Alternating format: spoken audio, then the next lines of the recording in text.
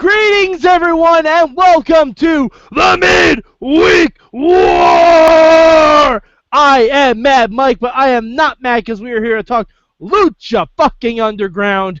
And boy, oh boy, graver consequences. Oh man, let's get into it. With me, the voice of Inspired Pro Wrestling, Eamon Paton. How are you, sir? I am as great as I always am talking about Lucha Underground because this show makes me so happy.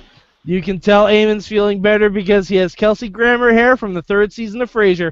All right, and with us is our friend in the mainstream media, Matt Carlins. How are you?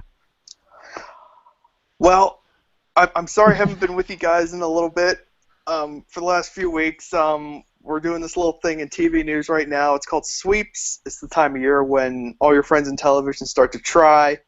But Lucha Underground, I watched it earlier this evening, and my mind is still trying. And I think I just need to talk this out and try to find my way. So I'm hoping you guys can help me get through this together, because man, it was a lot of information to take in 45 minutes. It was a lot of information. The good thing about Lucha is every episode feels like it's sweeps week for Lucha, because they always try. All right, Matt, we'll start off with you. ¿Cuál es tu una palabra para esta semana? Thank you for choosing me first. Deathbox! Okay, is that hyphenated? No, it's one word. Okay. Deathbox. All right, Eamon, ¿cuál es tu palabra? My palabra for this week is Hunter. Ooh, I like it. Triple H showed up. That's good. It's time to play the game. Time to play the game! Oh my god, that's why he's King Cuerno. Oh. Just got it. If Triple H comes out of WrestleMania 33 with a buck on his head, I'm going to be so fucking pissed. You just gave them that idea. Way to go, Eamon Paton. Wow. Mi palabra is limousine? Yeah.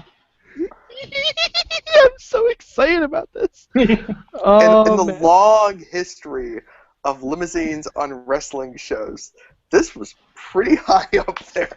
Dude, I tweeted it last night when I was watching. This is the most excited I've been to find out who's in a limousine since Nitro in 1998. Who's driving the white Hummer? Oh, fuck. We'll get to it. All right, Matt. It's been nearly a decade, and Eamon wasn't even born back then. I was born, god damn it. Were you? I was like 6, right? Like I know. I had to give one of my standard were yous. All right. Did it? All right. Matt, ¿cuál es tu bueno this week? The opening vignette might have been is a contender for the best vignette ever in the history of Lucha Underground. And I got to go through my memory box and see if I can come up with what else I got. That was really, really freaking awesome. I swear to God, I could do a whole 2 hours just talking about that segment. Mm-hmm. By the way, it's just like that was the start of just like, oh my god, I'm getting so much information. I don't know if I can get all this, and it like that the episode just like was like nonstop. By the way, I'm not sure if you guys caught this on our Twitter feed. I thought that Lorenzo Lamas' character was like a top cop. That is actually a city councilman by the name of Lawrence Delgado, and thank you, Krista Joseph, for that insight, my error while watching Lucha Underground, but thank you for the clarification. So let's get into it. Who's his boss? Who's his boss? And why isn't Great Khali? The mayor. Why isn't Great Khali? Oh, that was literally my first thought. Was like it's very much hinted that it's going to be somebody. He plays up the fact that I think the line was like, Matanza's not going to be the only one having fun or whatever kind of thing. Yeah. Like, So it's obviously something of the Matanza level. Like we know he likes stogies. we know he likes stogies. I also Question. Is it Zombie Big Rick? Oh, that would be good. Is it Because Big Rick was like Big Rick? Well, Big Rick was like kind of in on things, right? Like I obviously I don't know if he was in on the the like undercover thing for Dario, but like the fact that like he was kind of Dario's henchman in a way. Mm-hmm. Like I also really like this segment because it feels like a while since we've had like one of these backstage segments outside of the temple. Usually it's something you know what I mean? Like usually it's something like it'll be in Dario's office or in like the weight room or area or even in the bathrooms or like the Jack Evans one. Mm-hmm. But like they went out of the sort of scene, so to speak, into a bar, and I really like that. Like I like that it's kind of taking things outside of the temple. Yeah, I like this process too, where like when on Lucha, it's always been Dario's the guy, at the top of the food chain.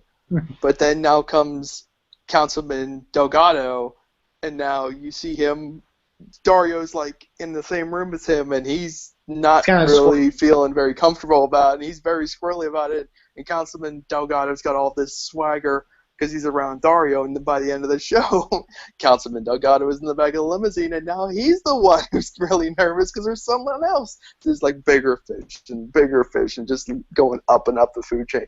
Yeah. And the thought of like having someone, after how much we built up, we got Mil Muertes, the unstoppable Mil Muertes, and then we got the unstoppable Matanza, and to think that we're going to get an unstoppable someone on top of that, just like the food chain, is unbelievable. And to imagine that there may be an even bigger fish out there. It kind of reminds me of Dragon Ball Z in like the best possible way. Like I just want to hear someone say I haven't even reached my final form yet. I don't know who would do that. Probably Muertes, but okay, so before we move on from this, do we think that Councilman Delgado's boss is an actor or a wrestler? I'm going to lean towards wrestler. I got the big impression that this is going to be somebody that we're going to see in an in-ring capacity. Okay. All right, Matt, how about you? Yeah, my gut says it's a wrestler.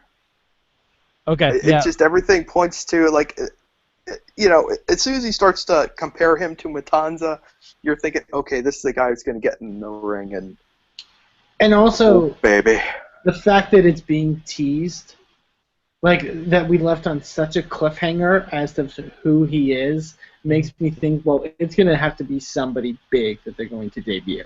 Mm-hmm. You know what I mean? Now, all right, do we have any guesses? Like I said, Mike, getting back to what you were saying earlier, Mike, do we take that? Great Khali joking, but like any legitimate guesses? I have one, and I was just reminded of his existence earlier today. Now, stay with me. Matt Morgan. That could be good. I mean, Matt Morgan, solid in ring, okay promo, but he's big as fuck. Also, like he would easily be the tallest guy in Lucha, and he can move. He can move pretty well for a big man. Yeah. Also, I mean, we're led to believe that this is going to be somebody new. Like, this isn't somebody from a past storyline that's kind of being reintroduced, maybe. Yeah, it definitely seems that way. Okay. Like that's the although unless it's gonna be someone unknown like Matanza was. Wouldn't it be amazing? Wouldn't it be just so fucking amazing if it was Del Rio? That wouldn't happen. What if it was? Like that would have been so. No, you know who it is? CM Punk. Oh no! Oh no! It's not CM Punk because he doesn't smoke. That's fair. That's fair. But yeah, it's. I have no clue, but I'm so excited because I mean, especially after like the Matanza reveal and the payoff to finally revealing Matanza, I'm trusting in the fact that this reveal is going to be just as amazing. You know what I mean? Yeah. And this is another one of those deals where the backstage vignettes really pay off because, like, no one had any clue that this was coming. No one who was in the temple, no spoiler, no hints, no nothing. No one knew. Yeah. Only the people who were in the bubble working on the show knew that this was even coming. So until that episode airs, you just got to digest it now and try to think of what's going to come next, or whether we're ever even going to get an in-temple reveal, or whether this is going to be something that plays out in the vignettes through the end of the season. That's a good point. We may not even see him until like a season 3 or something. That's what I was thinking. I don't like he might be because I don't know if there's much. How many episodes? Do we know how many episodes are left? Not as far as I know. I have to think we're getting close to. Because I mean, we've had Grave the Consequences. finale. We've had Aztec. Like Aztec Warfare is usually like the middle point. And I mean, we'll get to it later, but Gifts of the Gods is next week. Yeah. So I mean, they're burning through their big stuff. Mm-hmm. We haven't announced an Ultima Lucha yet, but I mean, from our talks with Joseph, we know Ultima Lucha is coming. Yeah. But I have a feeling we're not gonna get to see who this guy is until like remember at the end of season 1 we had that huge like antique roadshow of Lucha Underground with everyone leaving town. I have a feeling that's when we're getting the reveal. That could be, yeah, I could see that. I'm just really excited personally, and literally like again like talking about like my emotional investment. Like they cut to whoever it is like smoking that cigar, and then the like ending Lucha Underground logo pops up, and I literally yelled, "Oh, come the fuck on! You can't tease me like that." It built up so it's like, oh fuck, they're gonna show him. They're gonna show like because they showed Mysterio like right before when they cut the thing or whatever. Yeah. When they first showed him, I was like, oh, they're gonna show him. They're gonna show him, and then it just cuts, and I'm like, fucking god damn it. It's really like I love, and I'm sure it had to be Marvel that really like inspired these guys to do it this way. But I love the bug at the end of every episode. It's so good. Yeah. It's so good. I wish every wrestling company would do that, but then again, I wish they wouldn't, because then it wouldn't be unique. Wouldn't be as special. All right. So I'm gonna go before you, Eamon, because I want to get this out there. Mi bueno this week. We're doing Cuerno's Last Hunt, you guys. I love that a lot. Oh my god. I mean, I've always said that King Cuerno, as soon as he showed up, was basically Kraven the Hunter.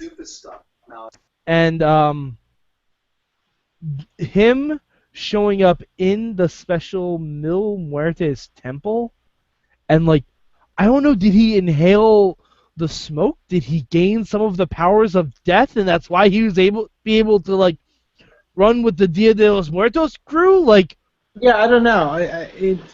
I just love the character trope of like, I love that everyone in Lucha is something.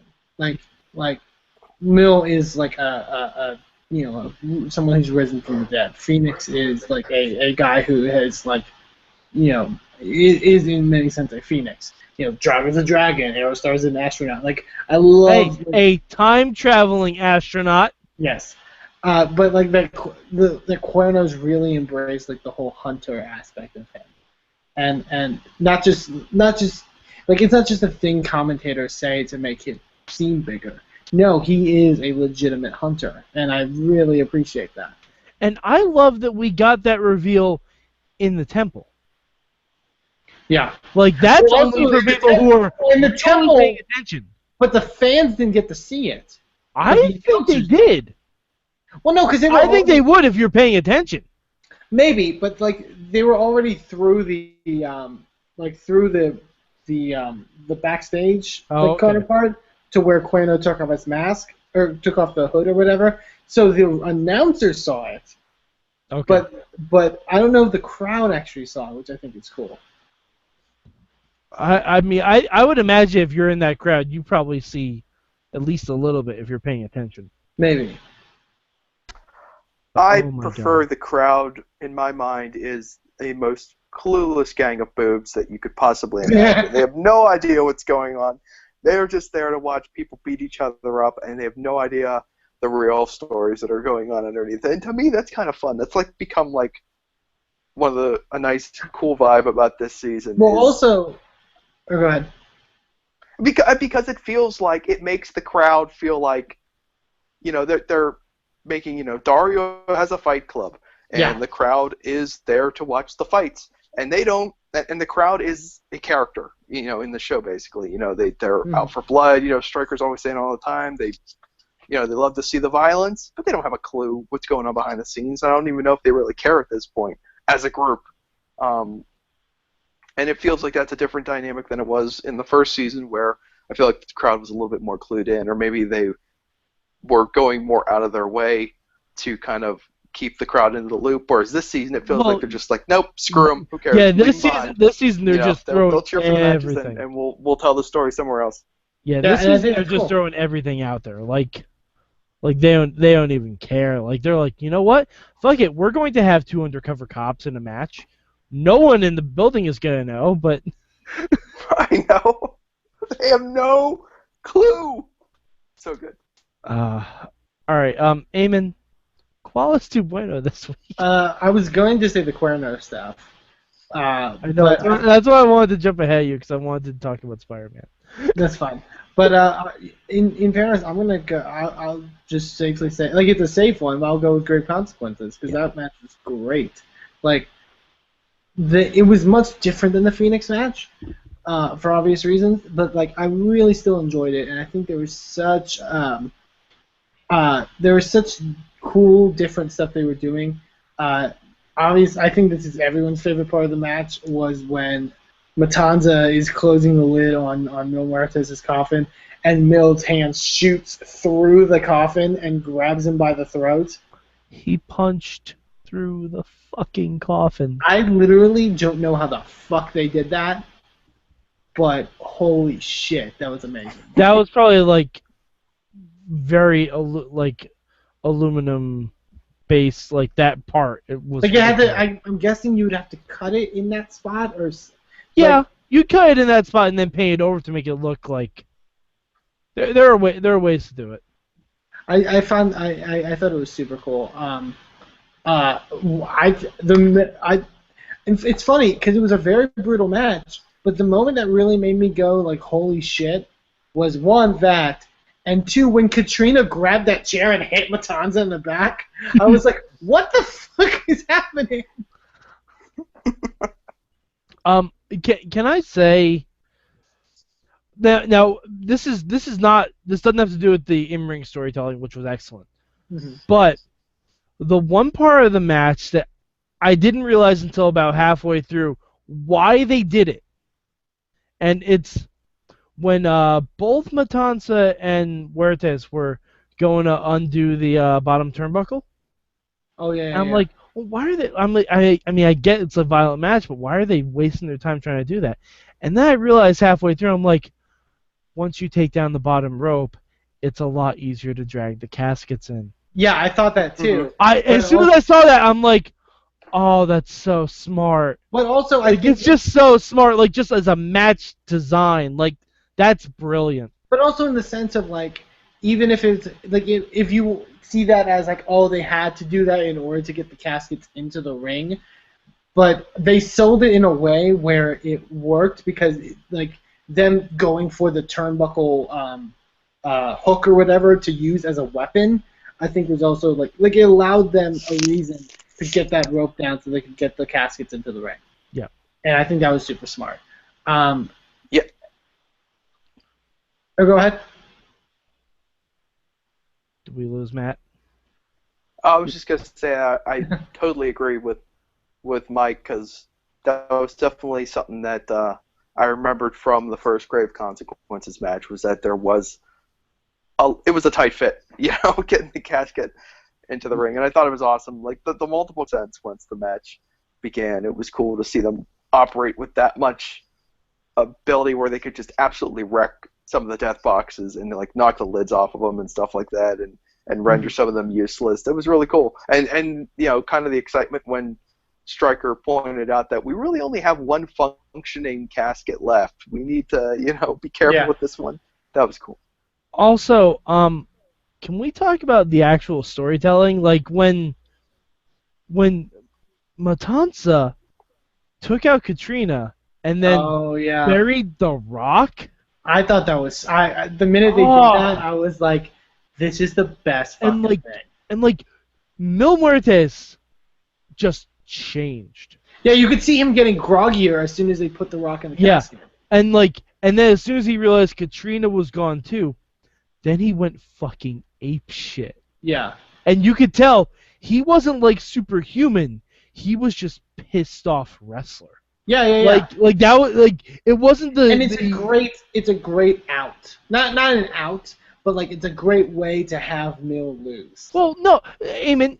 Anyone who knows video games knows that even the toughest opponents have that one flashing red area that you have to hit. Yeah. That's what it is. That's basically what it is. Yeah. That is exactly what it is, and it's fucking perfect. But no one's gone after that before. No one has, and Yeah, that's why very few people have been able to beat Mil. Yeah. Like that's fucking perfect. Like it's almost like Matanza went to Game Genie and was like, "Oh, it's the Rock." Yeah. Oh, that's how you do it.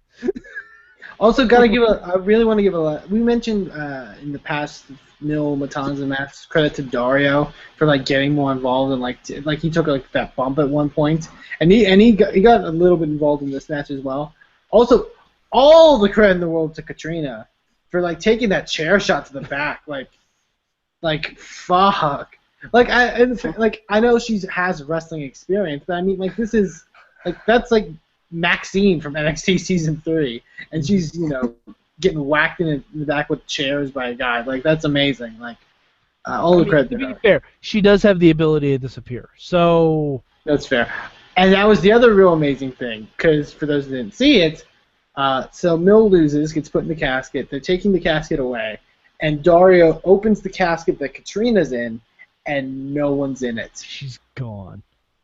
She is ghost, literally. But was the Rock still in there? No, he's that was filming my Baywatch. question. He's filming Baywatch. Well, and that was going back to the Mil punching through the casket. That was the thing where I was like, how the fuck did they do that? Because unless it was a case of they let her out of the casket, and it was like a case of like the audience kind of knowing, but like. I want to think there was a trap door. But I thought trapdoor, maybe, but I was, that's probably the only thing. Because wasn't it like leaned up against? It was like leaned up against the apron. So I guess if that's the case, maybe they put a trapdoor on the bottom end, so she could go under the ring. Yeah, that's what I assume. Maybe that's what I'm assuming. Like because after Makes she sense was to put in that coffin, all the attention was drawn to the other side of the ring. So that makes sense. She could just pop out and duck under the ring real quick. Yeah, but yeah, at that moment I was until we were discussing it now, I was like, how the fuck did they do that? Like,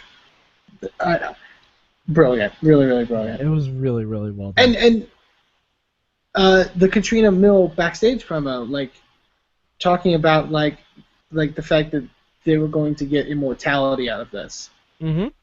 And I'm interested to see. Yeah. Can we talk about telling us all that she's 197 years old? Yeah. Yeah. So Katrina's a ghost. Or a specter. So she's 197 years old. By the way, looks phenomenal for her age. I was gonna say. I mean, like credit where credit's due. I think I brought this up on like a past episode of this review, but like, so she's basically like that movie Orphan. Well, you know what? All right. Did either of you watch Game of Thrones? No. So I just watch shitty horror movies as of the reference I just made. That's a fair point. Either Katrina is a ghost, or she is a witch. I'm leaning more towards witch. In the Game of Thrones universe, there's this character, Melisandre, who is a stunning redheaded woman until she used up most of her powers and had to revert to her actual form, which is a decrepit, wrinkly old woman. So it's like a reverse version of that. Kinda, yeah. Like, I mean, I'm leaning more toward Ghost just based on the disappearing powers and lightning fingers and all that stuff. But who knows? I guess we'll find out. Yeah, I ain't afraid of no Ghost. Yeah, it's very interesting. But yeah. Oh, Making man. her 197 years old kind of eliminates one of the more common theories about her relationship with another character on the show. I don't know. Well, maybe Phoenix. Maybe I should do the math. Maybe Phoenix is older than we think. You have to remember, Phoenix is let's face it, everyone on this show is a bajillion years old. Hey, hell, if Aerostar can fucking time travel, maybe he took a younger Phoenix and put him in a older of a newer environment. Yeah. Who knows? Maybe Katrina's like Captain America and she was frozen in the ice. We gotta stop. We don't know. We don't know. We want to know more. Chris, if you're listening, I'm so sorry. No, I am not sorry at all because I told him we were going to have theories on this show, and boy howdy, do we have theories. So I also really love we have not even gotten to a bad this week. Nope. Nope. So speaking of, Matt, ¿cuál es tu malo?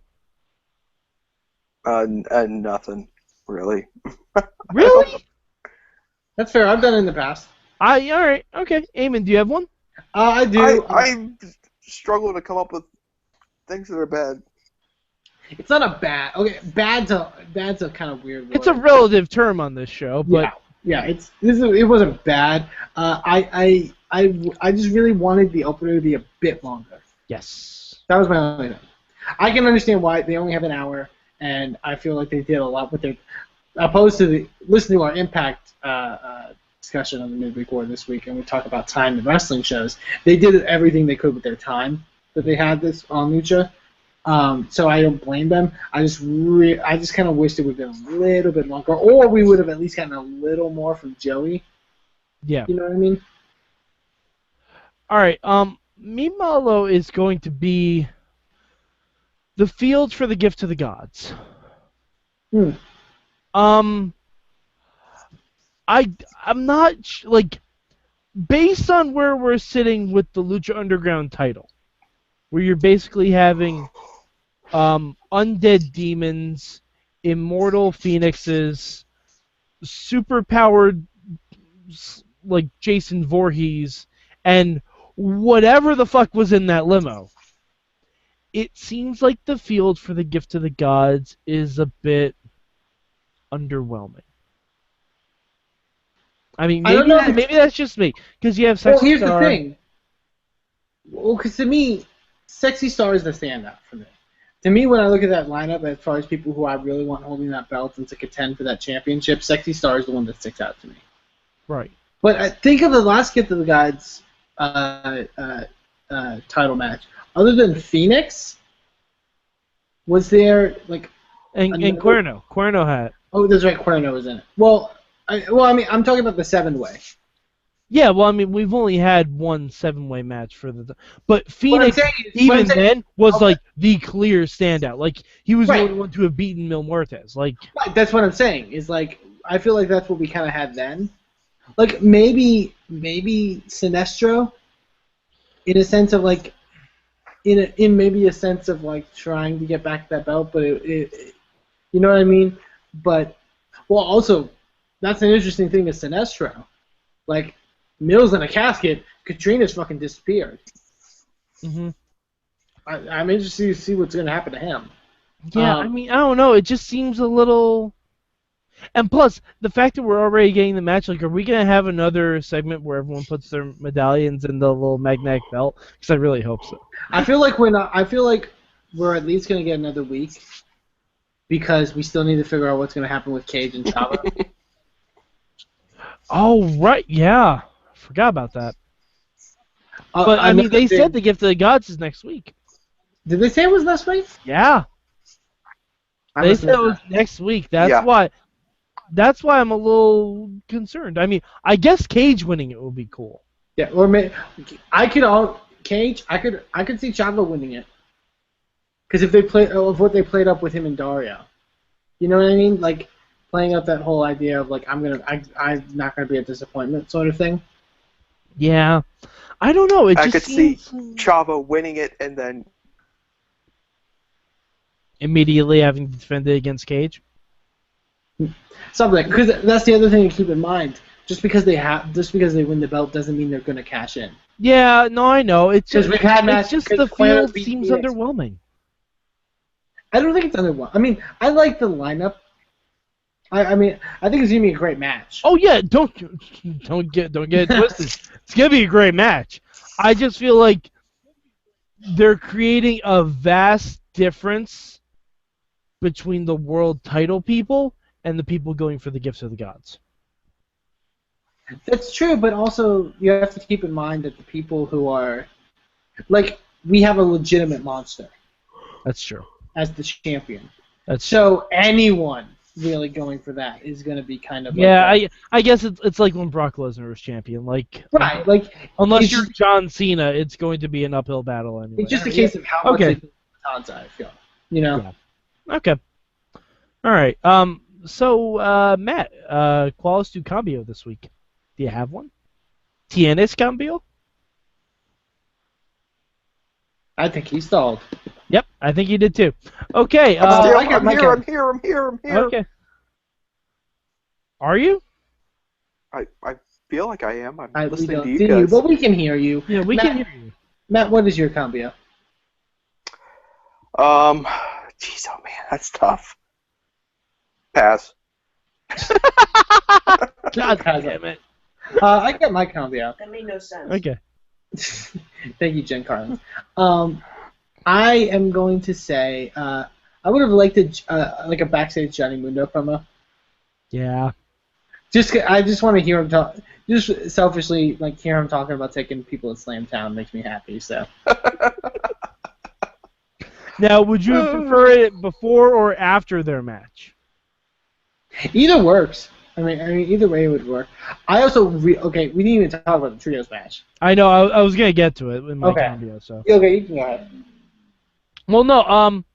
My cambio would just be like, I would like to see how this developed. Like, what was the choosing process that had them pick Johnny Mundo of all people? Well, I think Dario. I feel like there's a lot of other people they could have picked. Well, I got from commentary that Dario assigned them Johnny Mundo. Oh, okay. Well, that makes a lot more sense then. Because I don't think they would have picked Johnny. Yeah, I don't think they would have either. I kind of got the sense that they just wanted to get this rematch out of the way and just move on. Like, it feels like whatever happened with Angelico getting injured has kind of forced them to change maybe what their plans were. I'm sure they'll come up with something, but it felt like they were trying to get past the rematch deal. I will say I really like what could come from this. Oh, well, we're going to get, I would imagine, a tag Ivelisse team and match. Taya. Well, and more tag match, Ivelisse and Havoc versus Taya and Mundo. which will be great. Yeah. I really love Matt Striker talking about the fact that Taya, like her attitude is was a lot like Ivelisse in the early parts of Lucha Underground, and Ivelisse has kind of advanced as a character to being more of a fighter. Like, I love that. I love that so much. Like, Ivelisse is almost the evolved version of Taya. Yeah. I also love that while Ivelisse was in the ring with, Dragon Azteca and Havoc was in the ring with Rey, all the respect. Like, Yeah. I love that part of it. And then Mundo comes in, and it's just a stark contrast. Yeah, And yeah. even Ivelisse stopped Taya from attacking someone. Like, no, we don't do things like that. Like, and then Ivelisse goes to stop Rey Mysterio from doing a 619. Yeah. Like, it's clear that Ivelisse wants to be. Because she has that past. Like, Yeah. Yeah, I really loved it. Also, Dragon Azteca continues to be fucking amazing. Mm-hmm. That dude is out of this world. I was actually super shocked that, and correct me if I'm wrong, but I don't remember any direct Rey Mysterio Johnny Mundo contact. No, I don't think remember so. any. I'm like, that's shocking. The big contact was Puma and Johnny. Yeah. And they played up the whole fact that they were like the kind of the big feud in Lucha for the first season. And that's shocking because, I mean, we all remember from WWE, Ray and John Morrison had really good chemistry in the ring. Well, yeah. I mean, that was Morrison's first feud. Like, Eminem came to interrupt Carlitos Cabana and attack Ray and Eddie. Like, that was their first fucking match where they won the tag straps. I kind of like it, though. Like, I love it. I love it. I was just feels like amazed by it. It feels like the Johnny Mundo character has advanced beyond, like, this was the guy from WWE. Yeah.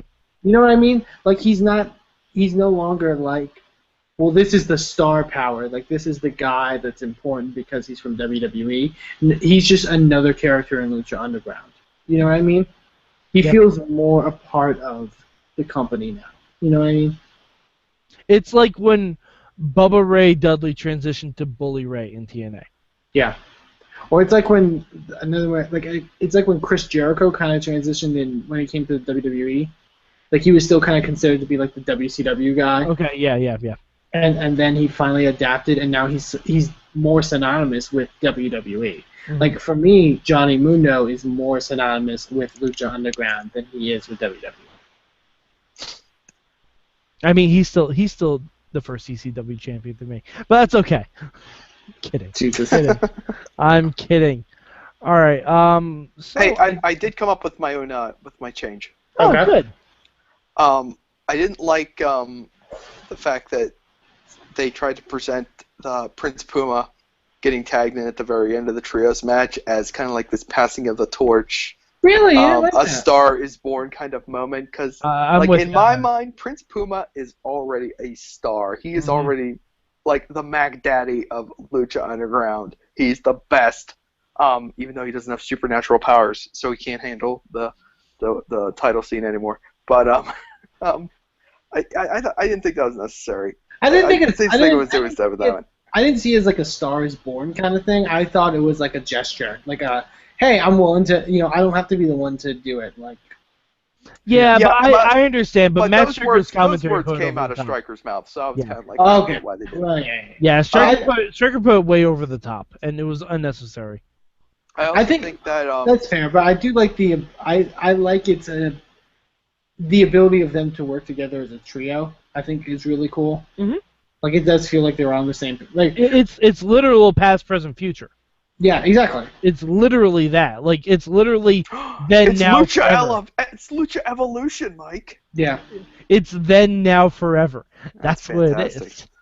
I think also I think if El Dragon Azteca and Prince Puma are going to come out in animal costumes, Rey Mysterio has got to man up, and he's got to find himself an animal costume. He really does. So they can all come out looking like college mascots. He might be saving you for Ultima Lucha. I don't even care if he comes out in like just a giant foam question mark outfit or something like that. Well, no, Mike mentioned it before. He's got the whole bird thing. Yeah, Mysterio's got like the giant like.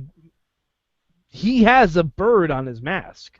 Oh, that's right. Yeah. Like, that's a legit thing. He just might be saving it for Ultima Lucha because, if you remember, Rey Mysterio always saves his big deal for like a WrestleMania or something like that. I was gonna say he can just come out in that. He'll come out in that thing he wore at WrestleMania 22 when POD brought him out. Well, I was actually gonna mention that because at Toys R Us we still have that fucking Rey Mysterio figure where he's in a giant Lucha Eagle costume, and I'm like, I bet he's got that in mothballs somewhere. Yeah, that's true. Yeah, I mean, he can easily. I'm sure he's just saving that for Ultima Lucha. I would guarantee it. All right, so was there anything else that we didn't talk about on this Lucha? Because holy shit, we've gone like almost an hour. God, I think we covered everything pretty much. Okay, all right. So Eamon, now where did you possibly rank Lucha this week? I don't know. What am I saying? I know it's number one. Of course, it's number one. It's a fucking great show. Watch it. Yeah. Matt, how about you? Where'd you rank it? That's a stupid question. It's number one, of course. Yes. Matt actually only watched one show this week, and he made sure it was Lucha Underground. And me, I now prioritize Lucha Underground over watching Monday Night Raw. I skipped Raw for literally 3 straight weeks. I never missed an episode of Lucha Underground because Lucha Underground is my favorite wrestling show on the planet. And Matt has as almost I've stated on many prioritized. times, I will take up arms to defend Lucha Underground. Haters are not welcome here. I will fight all of you. You don't understand what you're talking about. This is the best thing that's ever happened to professional wrestling. Thank you for Lucha Underground. Thank you. I'm booking Matt Carlins versus Jim Cornette for Mayhem Mania 2017. Bring it on, James E. Tennis racket versus microphone. Lucha is number 1 for me. If there was something higher than number 1, it would be that. Just because I could literally write pages of fan fiction about who the councilman is talking to in that limousine. I could literally write dozens of different answers, and I'm pretty sure all of them will not be as clever as what we get. Do you guys want to just throw out a name? I already did. I'm saying Matt Morgan. I'm saying it. That's my guess. I don't want to even come close to think of a name. I'm trying to think of something plausible, something ridiculous, plausible. It wouldn't be a wrestler. Oh! We're thinking like non-plausible actor. Oh, Tarantino. Tarantino. Tarantino. That is my. That's my dream. The ultimate big bad is Tarantino. Sitting. That would be never seen on screen. Only a voice. Yep. That voice sounds familiar. Uh-huh. I'm gonna hope that it's Danny Trejo, and. But he's already been in the temple before. Even better. Even better. Oh, okay. He's sneaking in. What if it was trying to think of somebody who's actually come out of wrestling? What if they snatch up Eric Bischoff to do this spot for them? Oh, Eric Bischoff is in the back of the Lucha, don't. Lucha Nitro. You know, I'm not gonna lie. Again, we say this with a lot of things.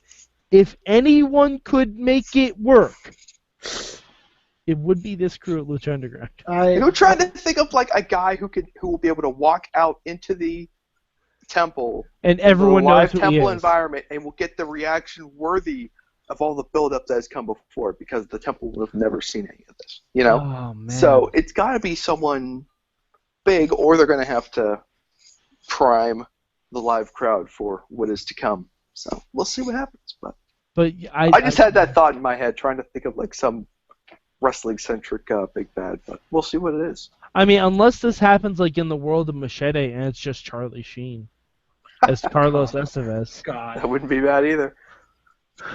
No, Eamon, you haven't seen Machete. You need to watch Machete. Trust me, it would work. It would totally work. It would absolutely fucking work. Are you kidding me? It would be amazing. All right. So, Matt Carlins, where can the people find you and your floating head on the internet? Thanks, Mike. You can find me on the Twitter at MainstreamMatt with 1 T. And, hey, if you're wondering, what happened to that Pentagon Jr. guy? Go to IndieWrestling.us, check out the Around the Indies column. Every week we bring you a multimedia journey through the weekend that was in independent professional wrestling, and it's a lot of fun. It's words and pictures and moving videos sometimes. Only the good parts. We don't mess with any of the junk. We try to keep it clean and lean and fun to read, and everyone seems to enjoy it, so it's a good way to catch up on what's happening on the scene. And you go check it out. You can see what Pentagon Jr. and Phoenix were up to over the weekend, and you can watch EC3 talk crap on NXT and Triple H. It's lots of fun. And if you want to hear more about our thoughts about that, you should tune into the Wrestling Mayhem Show proper every Tuesday night. We had a big discussion about that last week. And also, you can catch me at MadMike4883 on the Twitters. Eamon, how about you? You can find me on Twitter at Eamon2Please, and also check out Inspire Pro Wrestling and InspireProWrestling.com. Also, stop by our brand new ProWrestlingTees.com store. We can get T-shirts and support us monetarily because we would really appreciate that. Alrighty, so for Eamon Paton, for Matt Carlins, I'm Mad Mike, and send us your fan theories for next week on the Midweek